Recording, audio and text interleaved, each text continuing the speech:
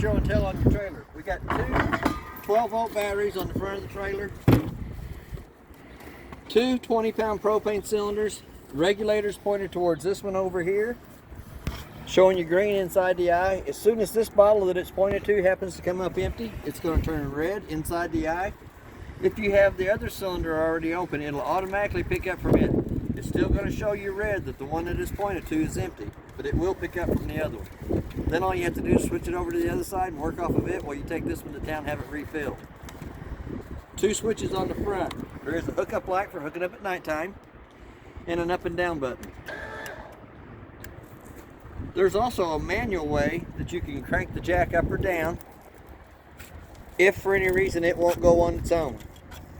Before I take the manual crank handle out, I would check this 30-amp fuse off to the side to make sure that it was good before I had to manually get my handle and crank it up or down. On your propane cover, there's two tabs on the bottom. There is a bungee cord that goes underneath it to hold the rack in place, but you also have the quick disconnect up at the top. As we start down the side here, it has a 7-way holder and a chain holder to keep the chains up off the ground and the 7-way from getting corroded. In your first water fill compartment, on the front wall, there is two handles. The little S-curve is for the front tongue jack. The bigger one is for the balance jacks on all four corners. In that compartment, there is a 110 outlet that is GFI protected by the outlet in the bathroom. You have a satellite hookup and a park cable hookup. The light switch on the left-hand side of that turns the two LED strips on the front on. Then you have your battery disconnect. When you want to turn the battery off, all you have to do is turn the battery key off, pull the key out.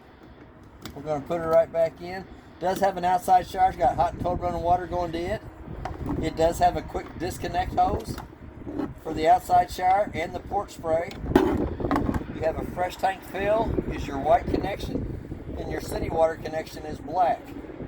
I left the screws out of the panel here on the front to show you that there is a bypass on the water pump for winterizing. You'll use that for winterizing the trailer in the winter time. I'll get those screws put back in. But your freshwater drain is your first connection underneath. It is the white valve in behind the two blue lines. The two blue lines is to let air out of the tank while it's filling. Then you also have your two low water drain points for use for winterizing in the winter time. It also has a black tank flush for when you're dumping your holding tanks. You can hook a water hose and regulator up to that. Helps kind of clean out the inside of your black tank only. Then you have your two switches for your jacks. They're independently.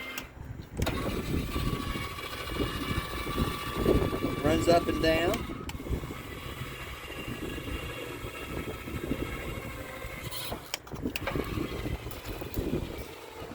And on them jacks, there is a manual way on the right-hand side of the motor to crank them jacks up or down if for any reason they won't work on their own. While we're down here, your sewer hose fits on just like the cap does, goes on, makes a quarter of a turn. You have three handles. Your front one is your bathtub, shower, and sink. Your middle one is your black tank. And your third one is your galley tank, which is the kitchen sink water only. There is a hookup light for hooking up at nighttime. Lug nuts on the trailer has been torqued at 100 foot-pounds. Tires are air for pressure, which is 65 pounds on the side of the tire cold. They also have the nitro-filled gas in them instead of having air in them. You can put air in on top of the gas if you want, but if you want the pure nitro fill, you have to take it back to like a Plaza Tire or a car dealership and have them suck the air back out and put the gas back in. Two more switches here in the back to run some two balance jacks down in the back. Power cord is a 50-amp cord. Goes on, makes a quarter of a turn, tighten up the black knob. That cord's about 35 foot long. It's plugged in over here by the fence. It is prepped for a backup camera. In case you wanted to buy the backup camera for the trailer, it is prepped for it already. It does have a spare tire on it.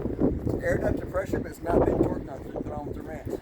And then we also have the ladder for going up and checking the roof. The roof is the life expectancy of the trailer. anything happens to the roof up on top, it will start showing on the four corners, inside or out. Usually by the time the wallpaper is wrinkling on the inside, it's a little bit too late. So the quicker you can find a problem with the roof, the better off you are. As we start down this side here, you do have a port spray that uses the same hose as your outside shower, clicks in and gives you cold water only on this side. Little dog leech for hooking up your doggy underneath the canopy. It does have a toolbox underneath the steps on the main entry door. Gas hookup back here in the back for an outside grill. You have the two outside speakers. I'll have to show you more about that on the stereo on the inside. Outside of the furnace, it's going to suck cold air at the top, hot air at the bottom. I always suggest putting a mud dauber screen over the outside of the furnace. Once it's been lit on propane, it puts off a smell that attracts the mud daubers to it. They go in, they build a little dirt nest, and then your furnace doesn't work properly. There is another place for a TV out here, cable hookup, or satellite, and a 110 outlet to plug it into.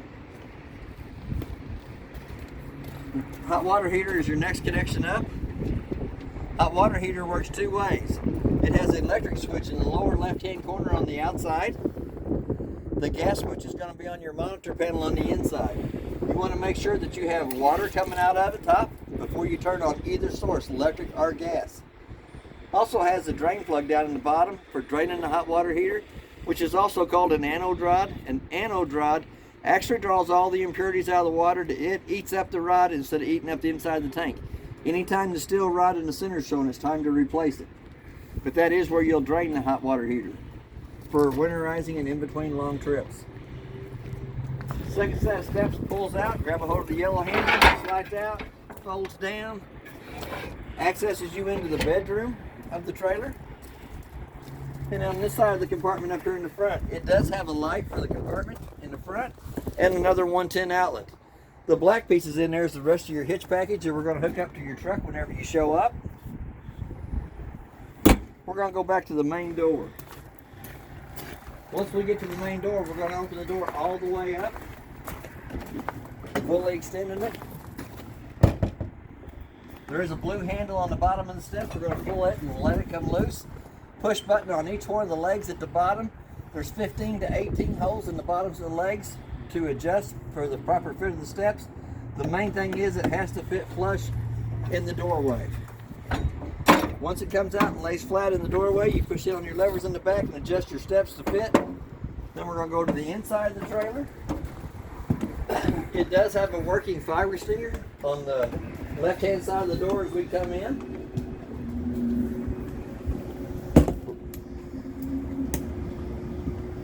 We're going to run the slide room out.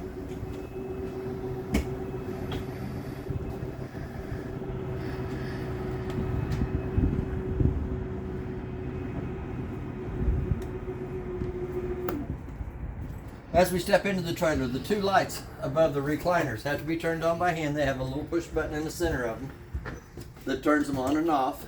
There is a 110 outlet on either side of the recliners in the back and a USB port on either side in the back. Little cubby hole in between them and two drink holders. Pull handles for the recliners are off to each one off the side. Couch folds out into a bed. The two lights above the couch have to be turned on by hand, but there is also a fire escape window behind the couch. A little light switch above the light on the table, a little push button in the center of it. Does have a 110 outlet in behind the chairs on the kitchen table. Another light switch on the bathroom wall as we come into the bathroom. And you do have your GFI outlet in the bathroom. On the toilet, it has a single foot flush on the right hand side. Showers, just like what you have at home. You have hot water on the left side, cold water on the right side. A little curtain that closes it off. One more light switch on the inside wall of the bedroom as you come in. There is a place for a TV up here. 110 plug in to plug it in, park cable and satellite hookup at the front. Does have a 110 outlet on either side of the bed and a USB port on either side of the bed. Also, the two lights above the headboard have to be turned on by hand. Does have the 3 vents in the trailer. Black narrow knob cranks them up. They do have the max airs in on top of those. In the bedroom area, you do have another fire escape window on the off door side from the door. And there is storage up underneath the mattress. 2 drawers on the left hand side and a lot of storage on the right hand side. Does have the 2 gas struts to hold it up in place. Does have a furnace vent coming into the bedroom in the front and an air conditioner vent coming into the bedroom in the front. I'm going to push this back down. We're going to step back through here. The fan in the bathroom, narrow knob cranks the vent up. It does have a fan. Has a little black switch off to the side of it to turn it on and off. There is privacy doors between the bedroom and the bathroom. Privacy doors between the bathroom and the kitchen. In the kitchen area, the 2 lights above the sink have to be turned on by hand. Little push button in the center of those. You have a 110 outlet on either side of the sink. Top drawer has your remote for the TV, remote for the fireplace, and remote for the stereo. 2 sets of keys in the trailer. 1 purple key does the front door lock and deadbolt. The other purple key does the back door lock and deadbolt. There is a 751 key and a 357 key for the slam locks on the 2 front compartments. All the rest of the paperwork that's in the trailer is in the top drawer here. Accesses into the back of the hot water heater. Take the shelf out on the right hand side. Accesses you into the back of the hot water heater itself. On the clock, the only thing I can tell you about the clock, you hit the clock button, set the time, hit the clock button again to the 2 center eyes is flashing. Stove vent has a light on it and a fan. Button on the right hand side of the stove turns the stove lights on. We're going to fold the glass up out of the way. Turn it to the highlight position using the striker on the left hand side to light them.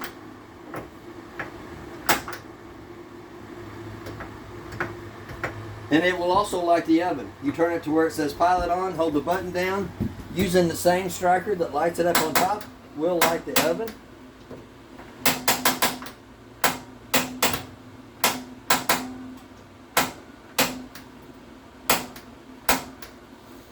Let the pilot run for about a minute. Heating the thermocoupler right above it up, and then you can dial your temperature up for it and it'll light on its own. If you flip the button on the right hand side to the down position, it also has a light inside the oven. A big drawer underneath it for the pots and pans.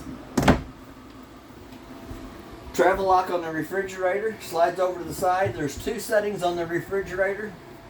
There's one in the top for the freezer section, cold and colder. If you turn it to where it says colder, all the cold air stays in the freezer. So when you want it getting cold in the bottom, you have to turn it back to where it says cold. And then you can push your push buttons down here in the bottom from 1 to 5 to set the temperature in the refrigerator in the bottom. The button on the right hand side of that is your on and off button for the refrigerator to turn it on and off. Brown vent right below it is for the furnace. Flat screen TV at the top, clicks out, rotates from side to side. Stereo has an on and off button in the center of it to turn it on and off.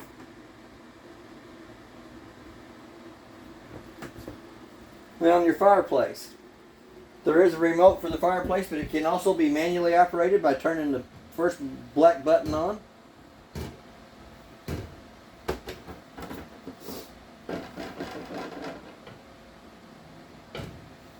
I noticed the microwave wasn't working. The breakers down the bottom of the breaker box are marked. On the bottom is going through from the top to the bottom, with your main being in the center. Car fuses at the top are marked on the top of that same diagram there, with like 7 of them in the center being empty, that you could add 7 more different 12-volt appliances to the trailer.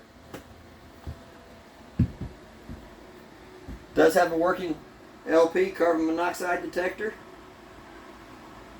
Does have the fancy lights underneath the stove and above the slide room. Back to the monitor panel. Check your battery life, shows you it's fully charged. Freshwater tank showing it's empty. Black tank shows that it's empty. Gray tank 1, which will be your bathroom, shower, and sink, and gray tank 2, which is your kitchen sink. The three lights down below it. The first one turns the pump on. Second one turns the gas hot water heater on. The little red light above it comes on.